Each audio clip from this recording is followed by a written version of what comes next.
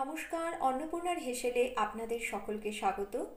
নতুন বছরের অনেক অনেক শুভেচ্ছা অভিনন্দন জানাই বন্ধুদেরকে। সারা বছর আপনারা খুব ভালোভাবে কাটান এই কামনা নিয়ে শুরু করছি আজকের ভিডিও। আজ আমি আপনাদেরকে ফুলকপির ডাঁটার ছেচকি বানিয়ে দেখাবো।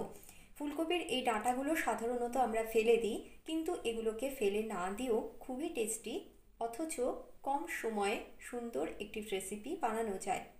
ফুলকপির ডাঁটার ছেচকি বানানোর জন্য এই ডাঁটাগুলোকে প্রেসার কুকারে একটা সিটি দিয়ে নিয়েছি, আর তার সঙ্গে 1 চামচ কালো সর্ষে এবং 2টো গোটা শুকনো লঙ্কা নিয়েছি।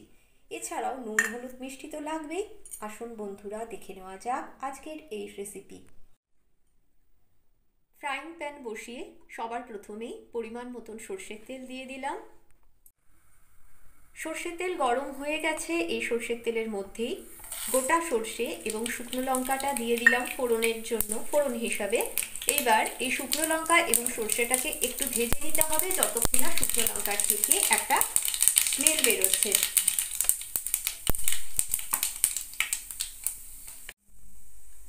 সর্ষে এবং শুকনো লঙ্কা ভেজে নেওয়ার পরে সেদ্ধ করে রাখা কপির ডাঁটাগুলো দিয়ে দিলাম।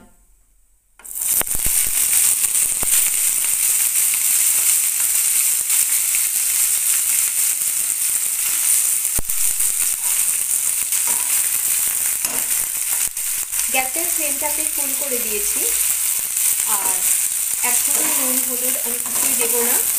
কপির ডাঁটাটাকে একটু আগে ভালো করে ভেজে নিতে হবে। কপির ডাঁটাটাকে হালকা করে একটু ভেজে নেওয়ার পরে স্বাদ অনুযায়ী নুন দিয়ে দিলাম।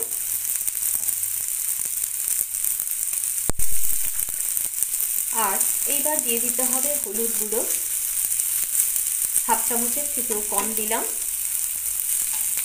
এবার আবার ভাজতে হবে গ্যাসের ফ্লেমটাকে মিডিয়াম রেখে।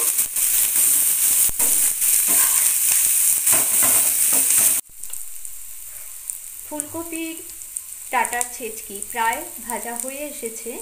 নামিয়ে নেওয়ার আগে স্বাদ অনুযায়ী চিনি দিয়ে দিতে হবে।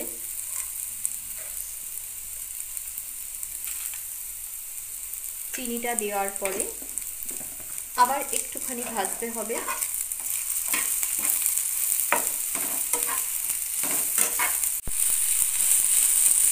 সম্পূর্ণ ভাজা হয়ে গেছে ফুলকপি ডাঁটার ছেচকি। গ্যাস অফ করে নামিয়ে নিতে হবে।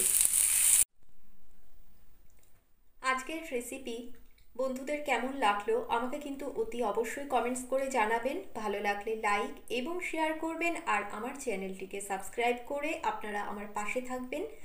দেখা হবে আপনাদের সঙ্গে পরবর্তী একটি ভিডিওতে।